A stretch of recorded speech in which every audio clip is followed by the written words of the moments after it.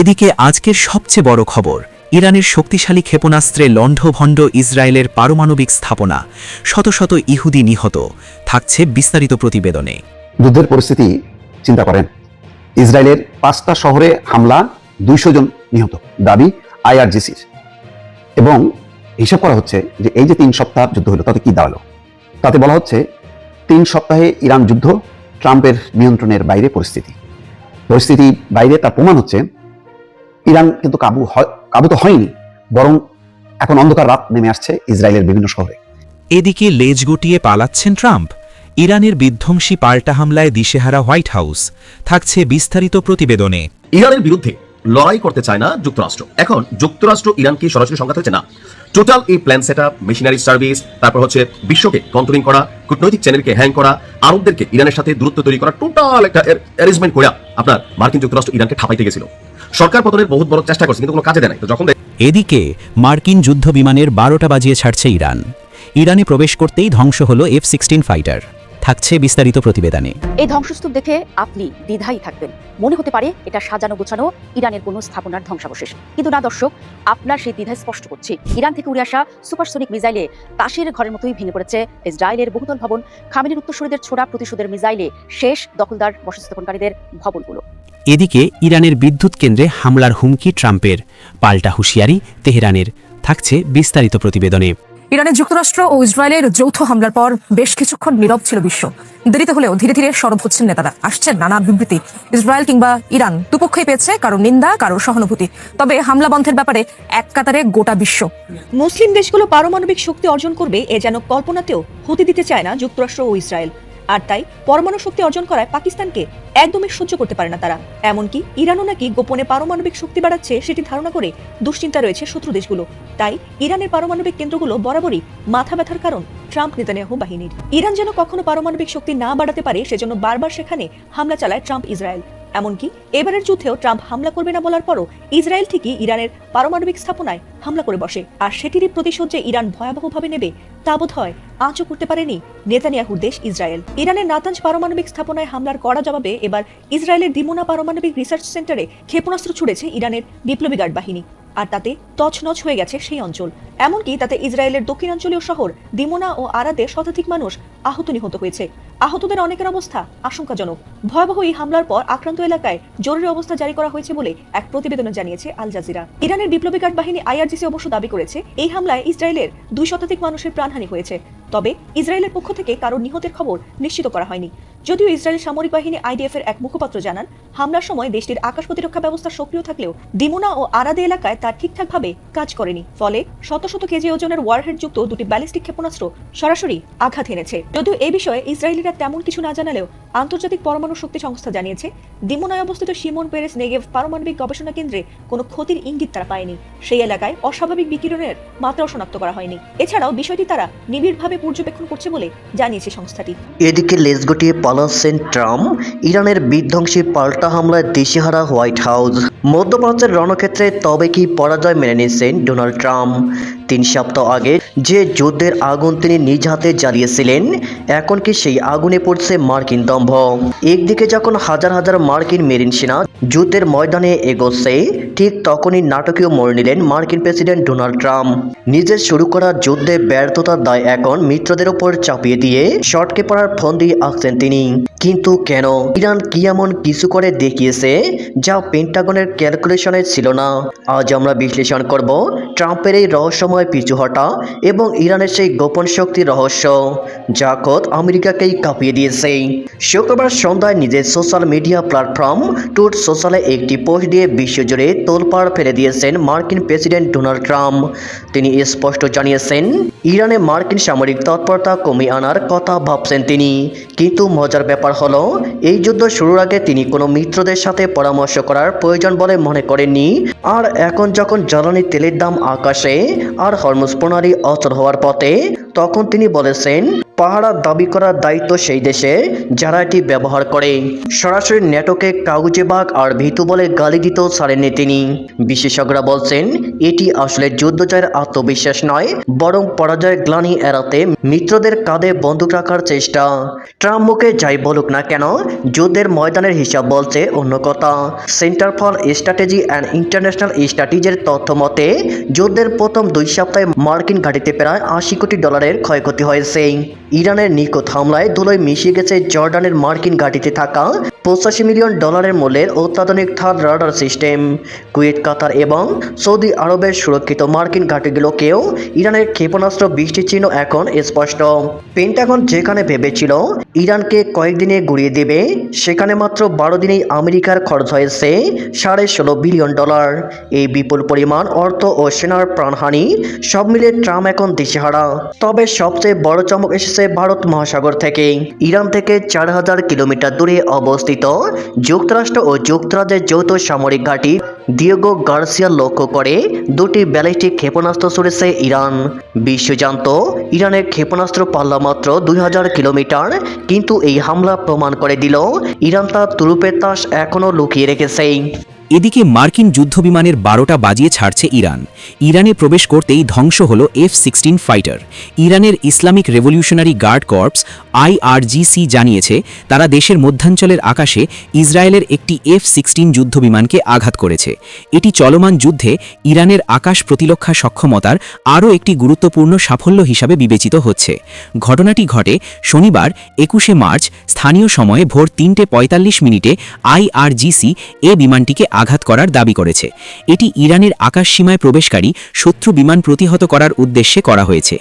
IRGC জানিয়েছে এই বিমান তাদের এয়ারোস্পেস ফোর্সের আধুনিক আকাশ প্রতিরক্ষা ব্যবস্থার মাধ্যমে লক্ষ্যবস্তু করা হয়েছে।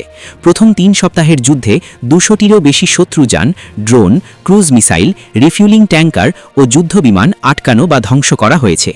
এই ঘটনা ইরানের আকাশ নজরদারি ও প্রতিরক্ষা শক্তিকে আরও মজবুত করেছে। এই দাবি ভবিষ্যতে আঞ্চলিক নিরাপত্তা এবং সামরিক ভারসাম্যের ওপর এর প্রভাব গভীর হতে পারে। তথ্যসূত্র তাসনিম নিউজ। এদিকে ইরানের বিদ্যুৎ কেন্দ্রে হামলার হুমকি ট্রাম্পের, পাল্টা হুঁশিয়ারি তেহরানের। মধ্যপ্রাচ্যে চলমান উত্তেজনার মধ্যে ইরানের বিদ্যুৎ অবকাঠামো লক্ষ্য করে হামলার হুমকি দিয়েছেন যুক্তরাষ্ট্রের প্রেসিডেন্ট ডোনাল্ড ট্রাম্প। এদিকে তার এই ঘোষণার পরপরই পাল্টা কঠোর অবস্থান নিয়েছে তেহরান। স্থানীয় সময় শনিবার রাতে দেওয়া এক বার্তায় ট্রাম্প ইরানকে আগামী 48 ঘণ্টার মধ্যে কৌশলগতভাবে গুরুত্বপূর্ণ হরমুজ প্রণালী খুলে দেওয়ার আলটিমেটাম দেন। তিনি সতর্ক করে বলেন, নির্ধারিত সময়ের মধ্যে প্রণালী পুরোপুরি চালু না হলে ইরানের বিদ্যুৎ কেন্দ্রগুলো লক্ষ্য করে হামলা চালানো হবে। এর জবাবে ইরানও পাল্টা হুমকি দিয়েছে। দেশটির পক্ষ থেকে বলা হয়েছে তাদের বিদ্যুৎ অবকাঠামোর ওপর কোনো হামলা হলে মধ্যপ্রাচ্যের বিভিন্ন দেশের বিদ্যুৎ ও পানি বিশুদ্ধকরণ প্লান্টে পাল্টা আঘাত হানা হবে। ইরানের সেনাবাহিনীর খাতাম আল আনবিয়া সেন্ট্রাল কমান্ডের মুখপাত্র ইব্রাহিম জুলফাগারি জানিয়েছেন, ইসরায়েল ও যুক্তরাষ্ট্র সংশ্লিষ্ট পানি পরিশোধন কেন্দ্র এবং তথ্য প্রযুক্তি অবকাঠামোকে লক্ষ্যবস্তু করা হতে পারে। এদিকে ইরানি সংবাদ মাধ্যম ফার্স নিউজ সম্প্রতি নিহত দেশটির নিরাপত্তা কাউন্সিলের প্রধান আলী লারিজনির বক্তব্য তুলে ধরে জানিয়েছে, যদি ইরানের বিদ্যুৎ কেন্দ্রে হামলা চালানো হয় তবে আধা ঘন্টার মধ্যে পুরো মধ্যপ্রাচ্য অন্ধকারে নিমজ্জিত হতে পারে। অর্থাৎ বিদ্যুৎ অবকাঠামোকে কেন্দ্র করে এই সংঘাত আরও বিস্তৃত আকার নিতে পারে বলে আশঙ্কা করা হচ্ছে। এতে আঞ্চলিক নিরাপত্তা ও নাগরিক জীবনে বড় ধরনের প্রভাব পড়ার সম্ভাবনাও উড়িয়ে দেওয়া যাচ্ছে না। বর্তমান পরিস্থিতিতে দুই পক্ষের পাল্টাপাল্টি হুমকিতে মধ্যপ্রাচ্যে উত্তেজনা আরও তীব্র হয়ে উঠেছে, যা দ্রুত বড় ধরনের সংঘাতের রূপ নিতে পারে বলে বিশ্লেষকদের আশঙ্কা। তথ্যসূত্র আল জাজিরা। যুদ্ধের পরিস্থিতি চিন্তা করেন। ইসরায়েলের 5টা শহরে হামলা, 200 জন নিহত, দাবি IRGCর। এবং হিসাব করা হচ্ছে যে এই যে 3 সপ্তাহ যুদ্ধ হলো তাতে কি দাঁড়ালো। তাতে বলা হচ্ছে 3 সপ্তাহে ইরান যুদ্ধ ট্রাম্পের নিয়ন্ত্রণের বাইরে পরিস্থিতি বাইরে। তার প্রমাণ হচ্ছে ইরান কিন্তু কাবু তো হয়নি, বরং এখন অন্ধকার রাত নেমে আসছে ইসরায়েলের বিভিন্ন শহরে, যেটা নেতানিয়াহু নিজেই স্বীকার করেছেন যে শনিবারের হামলা প্রসঙ্গে বলছেন যে একটা কঠিন সন্ধ্যা মুখোমুখি হয়েছে ইসরায়েলের আরাদ, ডিমোনা, ইলাত, বীরশেবা এবং কিরিয়াত গাত শহরের সামরিক স্থাপনা এবং নিরাপত্তা কেন্দ্রগুলোকে লক্ষ্যবস্তু করেছে ইরান। এসব হামলায় 200 জনের বেশি মানুষ নিহত হয়েছে বলে দাবি ইরানের ইসলামী বিপ্লবী গার্ড বাহিনী IRGCর। একই সঙ্গে IRGC কুয়েতের আলী আল সালেম ঘাঁটি, সংযুক্ত আরব আমিরাতের আল মিনহাব এবং আল দাফরা ঘাঁটিতেও হামলা চালিয়েছে বলে জানা গেছে। তবে ইসরায়েল কোনো নিহতের খবর নিশ্চিত করেনি। দেশটির অ্যাম্বুলেন্স পরিষেবা বলেছে আরাদ শহরে 88 জন আহত হয়েছেন। এছাড়া ডিমোনাতে আহত 39 জনকে হাসপাতালে পাঠানো হয়েছে। এর মধ্যে বুঝতে পারেন যে 5টা শহর রীতিমতো অন্ধকার নামে আনছে। আর এখন ইরান হলো ব্যালিস্টিক ক্ষেপণাস্ত্র, তারপরে আরো সব কঠিন নামের ক্ষেপণাস্ত্র কিন্তু ছুটছে, যেগুলোর ওজন, ভারিত্ব এবং তার মানে ধ্বংসযজ্ঞের ক্ষমতা কিন্তু অনেক বেশি। তার মানে আস্তে আস্তে কিন্তু মাত্রাটা বাড়াচ্ছে। এবং পরিস্থিতি এই কারণে বলা হচ্ছে যে ইরান কাবু হয়নি, বরং আস্তে আস্তে যুদ্ধের নিয়ন্ত্রণটা যেন চলে আসছে ইরানের হাতে। ইরান যুদ্ধের 3য় সপ্তাহ শেষ হয়েছে। যুদ্ধ নিয়ে যুক্তরাষ্ট্রের প্রেসিডেন্ট ডোনাল্ড ট্রাম্প এমন এক সংকটের মুখোমুখি দাঁড়িয়েছেন, পরিস্থিতি ক্রমশ তার নিয়ন্ত্রণের বাইরে চলে যাচ্ছে। বিশ্বজুড়ে জ্বালানি তেলের দাম আকাশচুম্বী, মিত্রদের কাছ থেকে প্রায় বিচ্ছিন্ন হয়ে পড়েছে যুক্তরাষ্ট্র। স্বল্প মেয়াদী অভিযান হবে প্রতিশ্রুতি দিয়েছিলেন ট্রাম্প। নিজের দেওয়া প্রতিশ্রুতি তোয়াক্কা না করেই মধ্যপ্রাচ্যে আরো বিপুল সংখ্যক সৈন্য মোতায়েনের প্রস্তুতি চলছে। আগামীতে কি হতে পারে তা নিয়ে অস্থিরতা বাড়ছে। অর্থাৎ আমেরিকার কোনো দিশা পাচ্ছে না, চিন্তা করতেছে আরো যদি সৈন্য বাড়ানো যায়। এবং জাপান থেকে 2500 সৈন্য নাকি রওনা দিয়েছে, তারা উভচর জানে করে ঢুকবে স্থলভাগে। কিন্তু এটাও এখনো পরিষ্কার না, বা আমেরিকা দৃঢ়ভাবে সেই সিদ্ধান্তটা ঘোষণা করতে পারছে না। এবং বলছে যে যদি স্থলভাগে মানে হামলা করে আমেরিকা, ইরান বলছে যে নরক তৈরি হবে তাদের জন্য যারা ঢুকবে। হরমুজ প্রণালীর নিরাপত্তা নিশ্চিত করতে অস্বীকৃতি জানানোয় ন্যাটোর সদস্য দেশগুলোকে কাপুরুষ বলে গালি দিচ্ছেন আত্মপক্ষ সমর্থনে ব্যস্ত ট্রাম্প।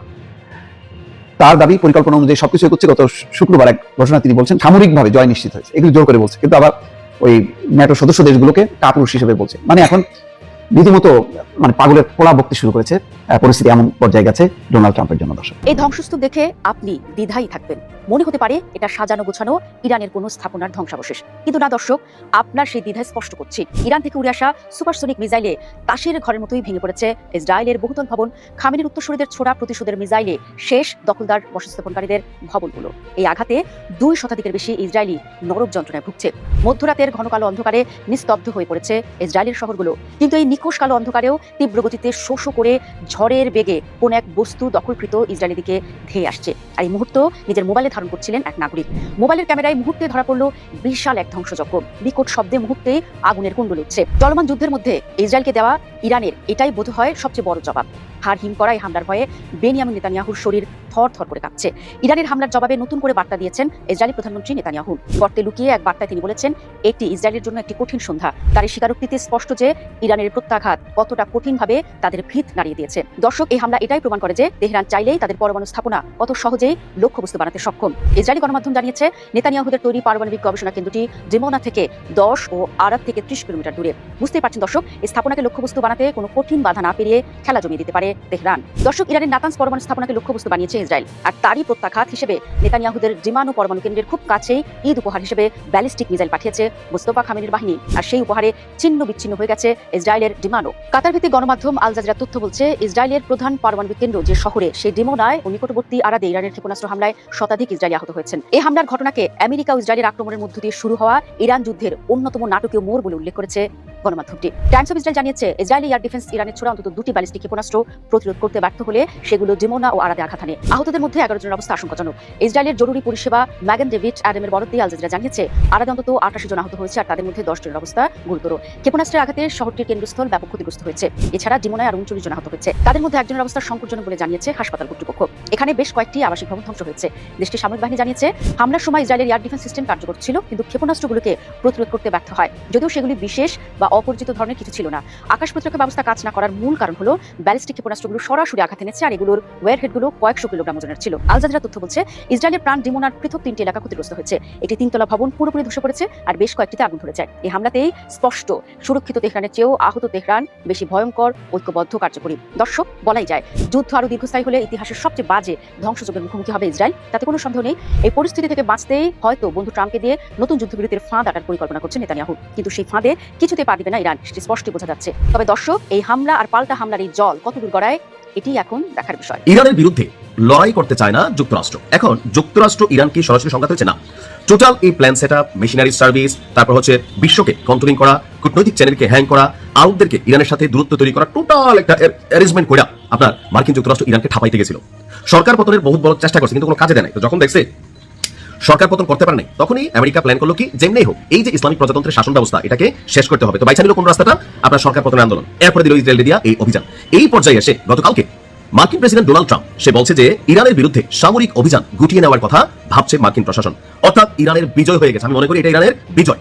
এই যে আমেরিকার মতন একটা দেশ ইরানের বিরুদ্ধে লড়তে গিয়ে এত টাকা নিচুমানি খাবে, ইরান যে কৌশলগতভাবে শুধুমাত্র সামরিক সক্ষমতা, কূটনৈতিক সক্ষমতা, তারপর হচ্ছে যে হরমুজ প্রণালী, তারপর হচ্ছে তাদের যে অস্ত্র ভান্ডার উন্মুক্ত করছে একের পর এক মেশিনারিজ দেখা, তারপরে বিশ্বজুড়ে তেলের বাজার অস্থিতিশীল, এই মুহূর্তে একটা যুদ্ধ পুরো আরবদেরকে ঠাপাচ্ছে। থামতে দেখছেন ইরানরে, আছে থামা সাহস, পুরা নেতৃত্বের প্রথম বটম লাইন শেষ। কিন্তু ওই যে বাংলাদেশে যেমন জুলাই গণঅভ্যুত্থান আন্দোলন হয়েছিল, 5 জন সমন্বয়কে যখন ডিবি হারুন নিয়ে গেল, আমরা মনে করলাম আন্দোলন শেষ, কারণ তারা ঘোষণা দিল, কিন্তু আন্দোলনের ছকটা ছিল ভিন্ন। অর্থাৎ বাংলাদেশে যখন আন্দোলন হলো প্রত্যেকটা সমন্বয়, এলাকা ভিত্তিক, জেলা ভিত্তিক, পাড়া ভিত্তিক, তারা কিন্তু আন্দোলনকে সিস্টেম নিয়েছে, কারণ তারা জানতো যে মেইন সিস্টেমটা আটকানো হবে। তো ইরানও জানে তাদের প্রধান নেতৃত্বকে শূন্য করা হবে, সেই জন্য তারা মুজাইক ডিফেন্স, আমি একটা ভিডিও দিয়েছিলাম, ওই সিস্টেমে কিন্তু তারা লড়াইটা করছে। তো যার কারণে যুক্তরাষ্ট্র বা ইসরায়েল যত সহজে ভাবছিল যে ইরানের পটাই ফেলবে, ইরানের ডাবাই ফেলবে, সেটা কিন্তু পারতেছে না। ইভেন সামরিক সক্ষমতা নিয়ে ইরানের তাদের আইডিয়া ছিল না। আপনি আজকে যখন দেখেন ইরান যে ঘটনাগুলো ঘটাচ্ছে, আমরা ভাবছি যে এতটা শক্তিশালী ইরান, আমিও ভাবি নাই। কিন্তু দিন শেষে ট্রাম্প বলছে যে আপনার ইরানের বিরুদ্ধে সামরিক অভিযান গুটিয়ে নিবে। তো এখন তো মানুষের প্রশ্ন, কি রে ট্রাম্প কাকা কি শেষ না, কোথায় গেলেন? না শোনো, আমরা যুদ্ধটা করতাম, তো এখন না, এখন এই যে বিশ্বব্যাপী তেলের যে সরবরাহ সংকট, ইরান তো ঠাপাই ফেলছে, এখানে চাঁদাবাজি করে ইরান। একটা জাহাজ থেকে $20 লক্ষ নিছে। তো যেই জাহাজ $20 লক্ষ দিয়া তেল লাইন থেকে ঢুকাইছে, ওই জাহাজে যেই দেশ তেল কিনছে, তেলের দাম বাড়ছে না কমছে? বাড়ছে। এখন পুরো ইউরোপ আমেরিকা তো ঠাপাই ফেলছে। তো এই সিচুয়েশনটাকে সামনে আইনা আমেরিকা বলছে যে ইরানের উপর নিষেধাজ্ঞা শিথিল করা হয়েছে। ট্রাম্প বলছে আমরা আমাদের লক্ষ্য পূরণের কাছাকাছি পৌঁছে গেছি। হ্যাঁ, একটা লক্ষ্য থাকতে পারে যে ইরানের নেতৃত্ব শূন্য করা, ওইটা করে ফেলছে। তবে ইরানকে দখল করা, ইরানকে ভাঙা ফেলা, ইরানকে পঙ্গু করা, এটা কিন্তু পারে না। ইরানের বিরুদ্ধে সরকার পতন করে তাদের গুটি বসানোর প্ল্যানটা, এটা কিন্তু পারে না। তো ট্রাম্প বলছে মধ্যপ্রাচ্যে আমাদের বিশাল সামরিক প্রচেষ্টাগুলো গুটিয়ে নেওয়ার কথা বিবেচনা করছি। এখন এখানে দুটো বিষয় হতে পারে যে বলছে যে এই মিশন সম্পন্ন করতে তারা আনুমানিক 4 থেকে 6 সপ্তাহ সময় নেবে, অর্থাৎ 1 থেকে 1.5 মাসের যুদ্ধটা চলতে পারে। তো এর মাঝখানে হয়তো এরকম প্ল্যান হতে পারে, যেরকম একটা আলোচনা দিয়ে ঠাস করে বড় একটা মিশন চালাবে, একদিনে পুরো ইরানে ডাবাই ফেলবে, অথবা প্রকৃতপক্ষে যেটা বলছে সেটা করবে। তবে ইনশাআল্লাহ বিজয় সন্নিকটে। আসসালামু আলাইকুম।